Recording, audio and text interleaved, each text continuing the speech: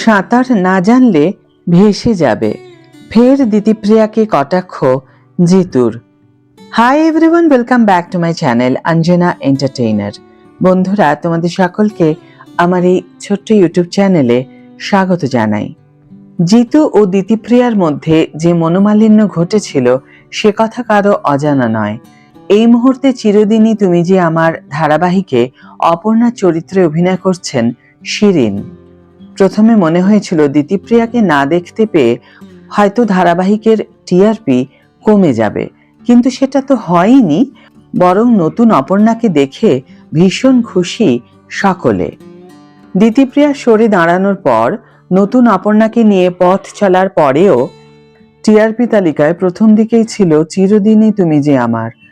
দিতিপ্রিয়া না থাকলেও যে ধারাবাহিকের জনপ্রিয়তা বিন্দুমাত্র কমেনি সেটা স্পষ্ট হয়ে যায় টিআরপি তালিকা দেখে। তবে দিতিপ্রিয়া সরে দাঁড়ানোর পর জিতু একাধিক পোস্টে বারবার বুঝিয়ে দেন যে তাকে কলুষিত করার চেষ্টা করা হয়েছিল, কিন্তু তিনি নিজের কর্তব্যে অবিচল থেকেছেন এবং দর্শকদের ভালোবাসা পেয়েছেন। এবার আরও একটি নতুন পোস্ট করলেন অভিনেতা, যেখানে তিনি নদীর সঙ্গে নিজেকে তুলনা করলেন। একটি সিংহের মূর্তির সামনে দাঁড়িয়ে ছবি পোস্ট করে অভিনেতা লেখেন, নদীর ধারে বসে তুমি নদীর ওপর ঢেল মারলে বা নদীকে গালাগালি দিলে তাতে নদীর কিছু আসবে যাবে না, নদী নিজের ধারায় বয়ে যাবে। সেই প্রবাহমান নদীতে তুমি যদি সাঁতার না জেনে নামো তাহলে নদী তোমাকে ভাসিয়ে নিয়ে যাবে। এই পোস্টে কারো নাম উল্লেখ না করা থাকলেও বেশ বোঝাই যাচ্ছে এটি প্রাক্তন সহকর্মী দিতিপ্রিয়াকে উদ্দেশ্য করেই লিখেছেন জিতু।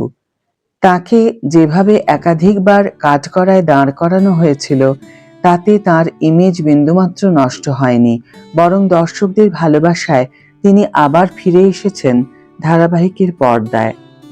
তবে চিরদিনই তুমি যে আমার ধারাবাহিকের পর আর কোনো ধারাবাহিকে অভিনয় করবেন না জিতু, একথা কিছুদিন আগেই তিনি নিজেই জানিয়েছেন সোশ্যাল মিডিয়া পোস্টের মাধ্যমে।